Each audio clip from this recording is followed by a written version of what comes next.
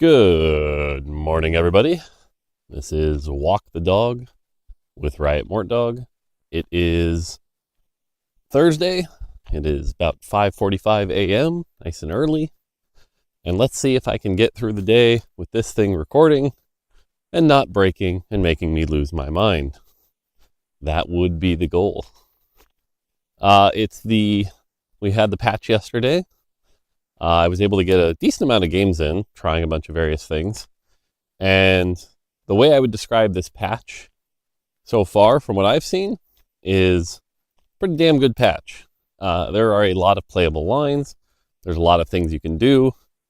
I think the biggest thing, it's so interesting that people are going to struggle with, is like every line is dependent on things going right. And so line recognition in this patch is going to be really, really key. Like if you log in and you're like, I'm going to force, Seraphine Zyra reroll, it's going to go poorly for you. Or if you're like, I'm going to force Street Demon, it's also going to go poorly for you. But if you have the right spots, a lot of comps succeed right now, which is kind of where TFT is supposed to be. That being said, I think there's still, some spots that could use a little love. Sometimes you feel like you're playing from the perfect spot and it still doesn't quite go as well. I had a worth the wait game yesterday I got LeBlanc and I was like, oh God, it's doomed. But I was able to turn it into like a 300 something cipher cash out. I hit LeBlanc 4, was going really, really well. I got a third. Now granted, that's the other thing, is that a lot of the games this patch have been everyone's alive and everyone's at like 10 or less health. And your final matchup, like that, even that game I'm complaining about LeBlanc getting a third, the final fight was down to their last carry at like less than 10% health. It was a very, very close fight. So again, it seems like we're getting pretty damn close. So far, what I look at with the patch, like if we had to start locking in the next patch, which of course we already do, it looks pretty close. I mean, like I could see a couple of minor shifts, but took us a bit, but I think we might be kind of there. So then just becomes the question of like things that just like at its core people aren't happy with, right? Like this is Street Demon and Strategist being so linked within the set design, or So anyway, that's kind of my thoughts so far. Now granted, it's been about 24 hours, so we'll see who breaks what and who complains about what in a bit. So all right. Hey, it's still recording. Okay, good. Okay, questions. Okay, so we have a question from Demasian Raptor, that guy. He's like, what are your thoughts on utility units and including them in the future? So this is another one of those design white whale questions that's really, really hard. Because I'll tell you, every time someone makes a set, when you talk about like design space, right? Because let's say you're making a carry, right? You have a carry that's like shoot a spell that does damage. Well, every designer who wants to sort of differentiate themselves to make their piece of content stand out, the natural reaction is to add complexity to that. And so, you'll do stuff like, well, shoot a spell. Oh, a car. There's like never a car on these walks, especially this early. That is shocking. Let me get out of the way. Okay.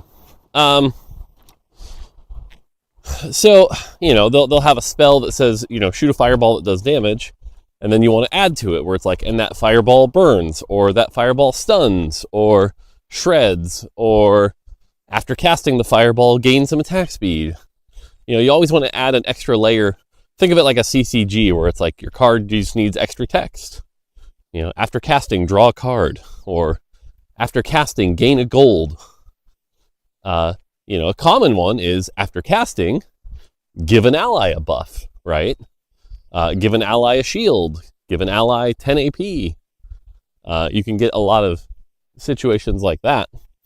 And that's where utility sort of comes from. It comes from that filling that design space of a new champion. Now, here's the problem. And I'm going to try to do this without a diagram here, so bear with me. let's say you have a caster and they shoot a fireball for 100 damage, so we'll balance it around 100, right? This caster does 100 damage. Then you have another caster that is also shooting a fireball that does damage, but also buffs an ally, right? Well, it can't do 100 damage and buff an ally. That's just stronger than the 100 damage unit. Like, why would you ever play the 100 damage unit if you could have 100 damage and a buff? So it has to be lower, right? So 95 plus a buff, 90 plus a buff, but then it becomes a question of like, if your primary job is a carry, especially as a caster, and we learned this with the set 8 Yumi, right? Like the difference between doing 49% damage and 50% damage is massive, because all that really matters is the number of casts you get to kill the target, if your damage isn't spread. I'm wandering a bit, sorry, but the point is, if your job is to kill stuff, you need to do maximum damage. If we take away some of that damage in exchange for utility, you're just a weaker damage dealer, which means you likely don't get items on you. You just are a weaker damage dealer, right? Now, we could put utility on every damage dealer, then it'd be balanced. But then we have a very complex game where everything's buffing everything, and that's kind of weird. So carries that give buffs are a natural instinct. I think there's one in set 15 already, and I'm looking at this going, I'm never itemizing this guy. It's a problem. But here's the thing. Just because it's unbalanceable doesn't mean it's not fun, right? Like, people like the buff fantasy. The other challenge with our game is that oftentimes, and this was a theory way back in the day, right? Like, I remember, I think it was Witty who was like, hey, I'm going to have Misfortune. She's going to be a 3-cost carry. And if you don't have anti-heal, you can slot in Misfortune. Great. Sounds great on paper, right? Well, no, because we have traits in our game. And when you have traits, you're not going to give up one of your trait slots that maximizes your output from your traits just to slot in a Misfortune who has 0 traits active so that you can have anti-heal. That's just not how it works. We've seen that time and time again, right? You're not going to go from 7 Street Demon down to 5 Street Demon so you can slot in anti-heal. Nope. So if people are like, what it basically turned into was, if you're running a comp that has Misfortune in it and the traits connect to Misfortune, you get anti-heal for free. Great.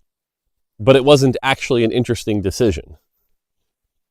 Now, and it's, even if we go back all the way to, Joy, this was set 6, Janna, Oriana, Yumi, right? It was literally just, you wanted the best unitemized champions, which are utility champions, and so you would put them in every comp, and their power outweighed the power of traits. Especially at set 6, I believe it was, there were a lot of smaller traits, and so you would play them in every comp. And you wouldn't itemize them for the most part, or they would get leftover items, which isn't great either. Then there's a whole other dynamic. So let's say you made a 1-cost support champion. We'll just say Soraka, right? 1-cost Soraka. Something I've always said is that, let's say you have the biggest high roll in the world, okay? You load up the game, and you get 3 Sorakas. Next shop, 3 Sorakas. Next shop, 3 Sorakas.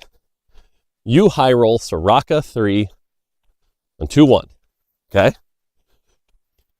Your expectation in this situation is you should be winning fights.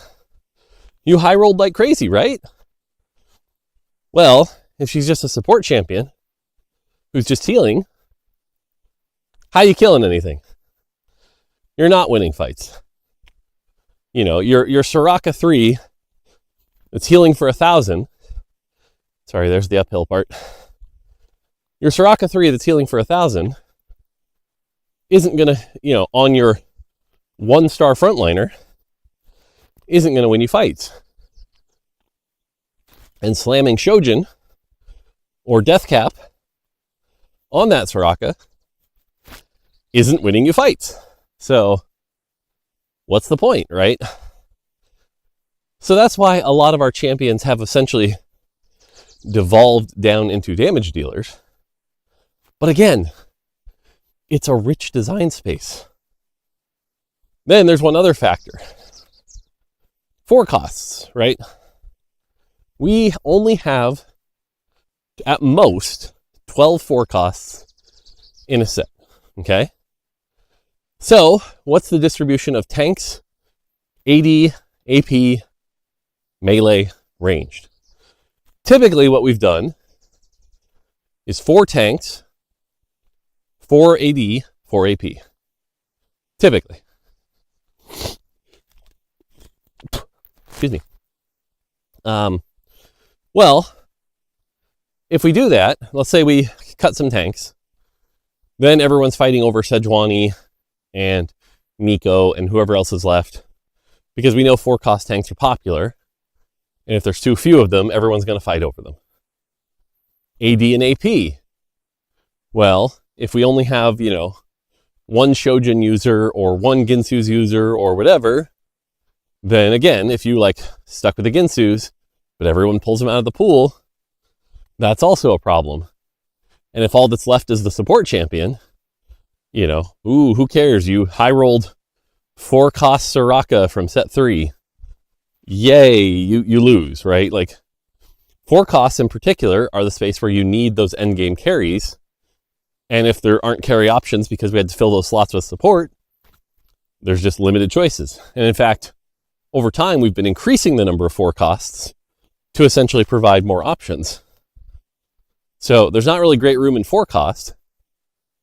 Now, naturally, I think the best example of a support champion in recent modern TFT are 2 cost Janna, which was still a damage dealer but had shields, or the threats, right?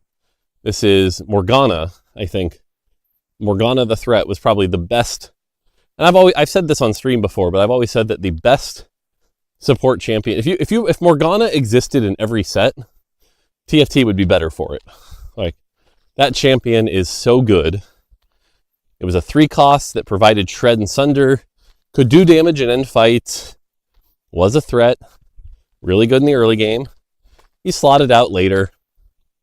That's a good example, but if every set had Morgana in it, the game would be boring. So that's not great. So all of this comes back to, well, how do you get them in the game? Now, I can't spoil things in the future, but I will say this is an active problem that is being worked on because, I think it was Ramblin' in Lobby 2 or something else, but, the idea of, hey, I'm in this situation, my opponent is playing X, I need to make a choice that will help me go against that player, is an interesting thing. It adds skill expression, it adds, fun control to the game. Really, a hyperbolic example here is imagine you had a champion that all they said was passive, your team gains 100 MR. Again, exaggeratory. Having that champion in so that you could go, ooh, I'm running 7 Street Demon, but if I to go down to 5 Street Demon and plug in this champion that gives my team 100 MR, I can beat the techie player. Great. I think that was some of the theory back behind old, Vanguard when they had 400 armor and stuff like that. But then we run into the hard counter problem. So it's an interesting dynamic. All of this is to say that if we want to include utility champions in our core set, gun to my head right now, again, not spoiling things in the future, I think A, we have to get creative on how you get those utility champions. B, they probably exist in the 2 and 3 cost space more than anything, because 4 costs are where people want their carries. 5 costs already have utility, but that's not what people are talking about when they say they want utility champions. They want the Jannas, the Sorakas, the Sonas. Oh, you know who my favorite utility champ of all time is, by the way? Set 8 Sona. I like that champion, but again, that's not what people are talking about. That was the one where she went, it it was a blue buff user, and she went green cast, which heals allies, into purple cast, which stunned somebody, into blue cast, which dealt some damage. I love that champion. That's a good example of utility. So, yeah, I know it's kind of an unsatisfying end to the question, but the reality is people want carries. We need things that are worth itemizing and ending fights. We don't want situations where high rolling a champion means you lose the game. And that's typically what support champions would do. And we need champs to end fights. So, I don't know. Every time we make one of these, it doesn't go that great. So, but it has become a running joke on the dev team also that like, hey, we're going to, can't have anything supporty or Mort will kill it, But we'll get there. I don't know. Let us know as some of these support things come out. But it is one of those things I want to keep exploring. But man, it just hasn't been successful. So, there you go. Hey, it's still recording. Things are going good today. All right. Next question. Rageblade. We're reworking Rageblade. Did you guys know that? Did you guys read Roger's article? We are. We're finally reworking Rageblade. Oh, man. So, we knew. So, again, I mentioned this in one of my posts that we're doing this to get ready for set 15. And there's stuff in set 15 I can't talk about yet. But we're prepping for that. We're getting ready. Okay? And the Rageblade change, we knew. We knew that, you guys have heard me answer this question many times over the years, that, players were not going to be thrilled. Because at the end of the day, Rageblade is fun. And if you change something that's fun, players' immediate reaction is skepticism. You're going to make it less fun. The problem with Rageblade was that it was only good with itself and only good with things that synergized with it, right? If you put a Rageblade on a Senna versus a Rageblade on a 4 rapid-fire Zeri, the amount of attack speed being provided and the DPS increase being provided was non-linear and would get out of control. So, we have to rework it so that instead, if you put Guinsoo's on a Senna, you're going to get the same value as if you put Guinsoo's on a Zeri. Now, the article already published the number at, I believe, 6 seconds, or 6% attack speed per second. And I did my pass on Monday, and I already buffed it up to 7% because we still want, if you're 20 seconds into a fight, we still want it to feel like you're attacking very fast. And that's going to be true. With the changes we have, that's happening. That's a good thing. But, it's going to be less synergistic with itself. Now, one of the fun things, though, is that the way the number worked before was every auto attack increased the number on Guinsoo's by 1, right? And so you'd be like, whoa, 50 stacks, whoa, 60 stacks. While testing the new Rageblade, the number we show is actually how much attack speed you're getting. So it goes 7, 14, 21, 28, kind of like Archangels. And hilariously enough, that change has actually led to people actually being like, I thought the new Guinsoo's was better. Because you'll have rounds where it's like 140, 147, and you're like, whoa, that's so much. Which is really funny and shows you how much just putting a number on something can make it feel better. Shout out to every time we make a gold printing item, somebody going, put how much gold is on it on the tooltip. Because again, seeing a number go up, very, very satisfying. And I know a lot of people are looking at Rageblade right now and they're going, oh, you're taking the fun out of it and stuff like that. I'm not convinced that's true. Because if anything, one of the things we're doing is we are making Guinsoo's better on the people that couldn't use it normally, right? I keep using Senna as the example. Halfway point, a little slow walk today. I'm walking slow. I always use Senna as the example because her base attack speed is 0.6. But before, if you put Guinsoos on a Senna, you weren't getting that much value. Maybe you would get to like 20 or 30 stacks, which isn't that much. And even that's like not very likely. But now, Guinsoo's on Senna will actually work. You'll get the full value. And because it's actually tuned so aggressively, it's kind of crazy. If you compare Archangels to Deathcap, Archangels ties Deathcap at 10 seconds and then passes it at 15 seconds. So you have to be 15 seconds into the fight before Archangels is better than Deathcap. Guinsoo's and Red Buff is only 35% attack speed.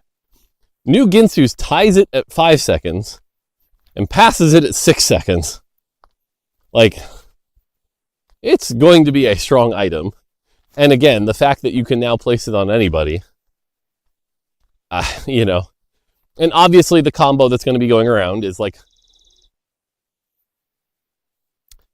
well, it started, okay, see, I don't know why it did this. I'm going to have to learn why it did this recording, but it seemed to cut and start a new one for some reason. This stupid program, man. Anyway, hopefully I can just splice these together again like last time. So yeah, so that's it for Guinsoo's. Hilariously enough, I'm going to open up with you a little bit here that, God, see, now I'm tilted. Why does this game keep doing that? Anyway, I'm going to open up with you a little bit, like immediately, because again, other regions reach out to us, and we got a message from one of our regional partners, I won't say which region, that was like, hey, the community outcry for Rageblade.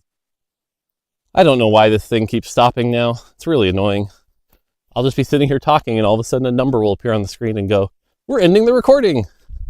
Plenty of hard drive space, plenty of everything. I don't know, man. At least now I know how to merge the files together really quick, so hopefully this doesn't get cut off. But yeah, anyway, one of our regions definitely told us that Rageblade, the sentiment around it wasn't great. So, But anyway, that's kind of the answer. We'll give it testing. We'll see how it goes. I suppose worst case, if we ship the new Rageblade and everyone's like, it's so much less fun, when 15 comes out, we could revert if we absolutely had to. But like, I'm pretty confident it'll be fine. It's just going to be one of those things that's like really, really painful at first. So, just my 2 cents. Okay, let's see if this thing won't stop recording. If it does, man, I'm going to have to figure something else out here. This is getting really annoying. Okay. The last question for the day was, if you stopped working on TFT, would you still have an online presence? And the answer to that is, I don't know. I don't know. Part of me wants to. I enjoy, so streaming started out as a hobby.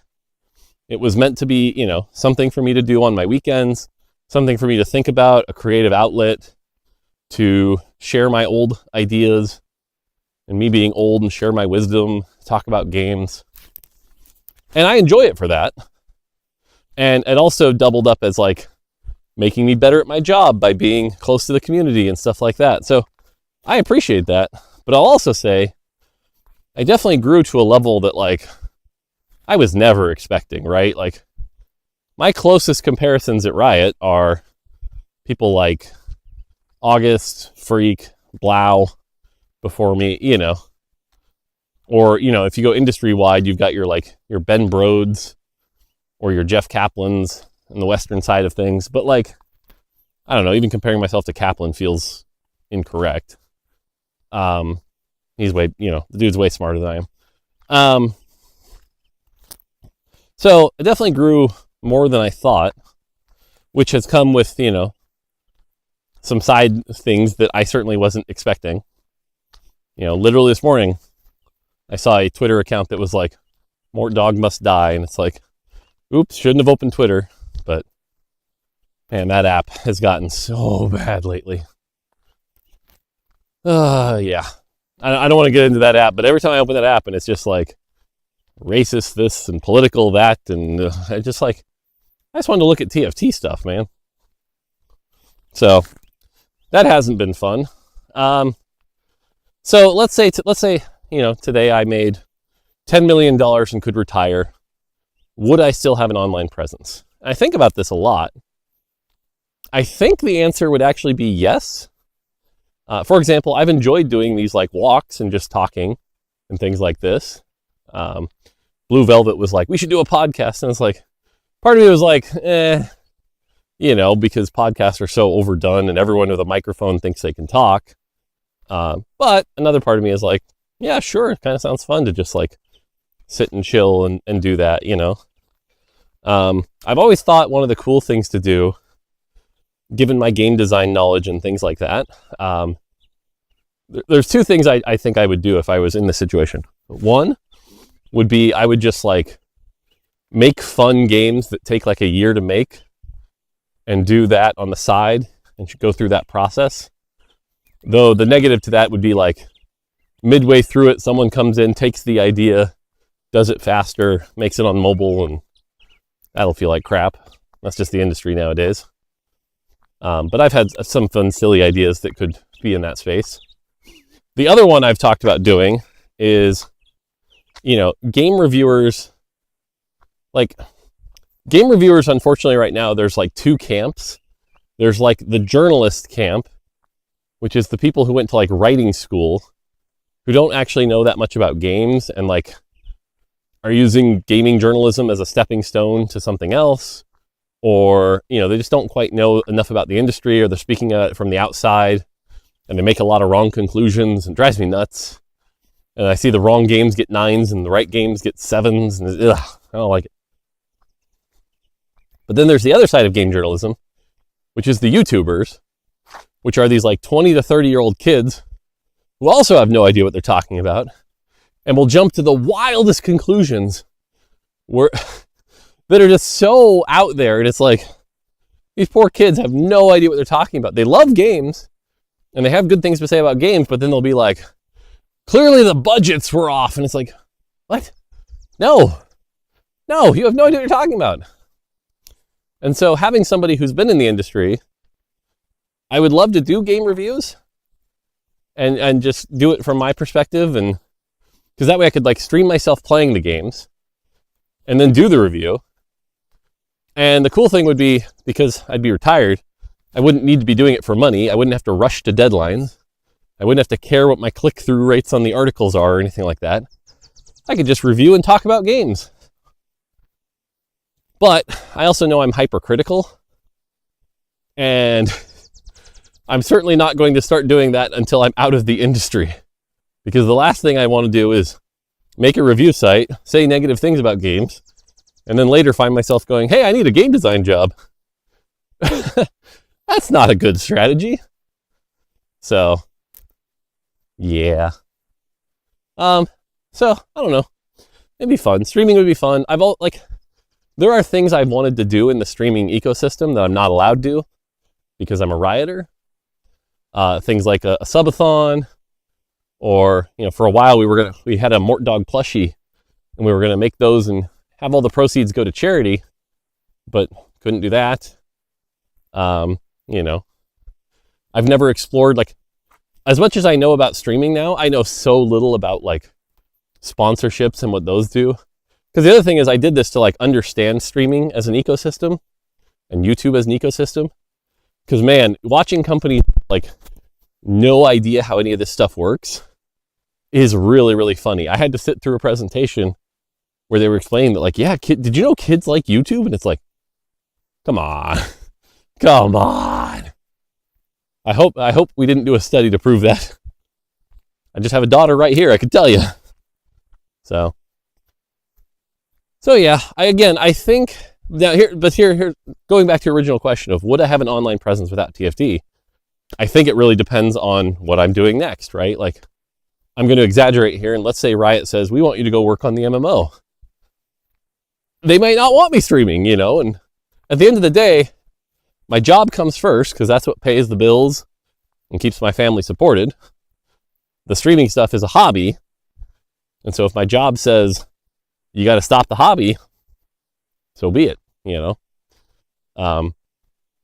So in a world where like I'm still working for Riot and on some R&D project, I might not be allowed to, you know. And so, but I think if the choice is up to me, creating these healthy barriers, going at it again, I do feel like I enjoy it, right? And like the interactions I have with like the golden squinks or sub chat, I enjoy those, and I think it's fun. And hopefully I've gotten enough messages from people who say like, hey, you've inspired me to try to like get my company to grow a little bit better in this area, or to pursue game design or stuff like that. I think that's worth it. So that's my thoughts. But yeah, there you go. All right, hopefully this recording all works. It's still recording now. And hopefully we can, you know, splice this all together and make for a good video. And one of these days I'll figure out whatever button is making it stop each time. But yeah, so that's it for today. Today on my schedule, more Set 15 deep dives, one-on-one with my boss. I used to love my one-on-ones with my boss. Now I don't know. I'm always nervous because it's just like, what new headache are we dealing with today? And I think that's one of the things that led to a little bit of my burnout, is just like, what new trouble? Because man, as the team has grown, the number of problems have grown sometimes, I swear. So, I don't know, man. And that's the thing, I've always said, like, part of my burnout wasn't just the streaming and the toxicity, but it was also, there's some Riot side stuff that, you know, has to be fixed. So, I don't know.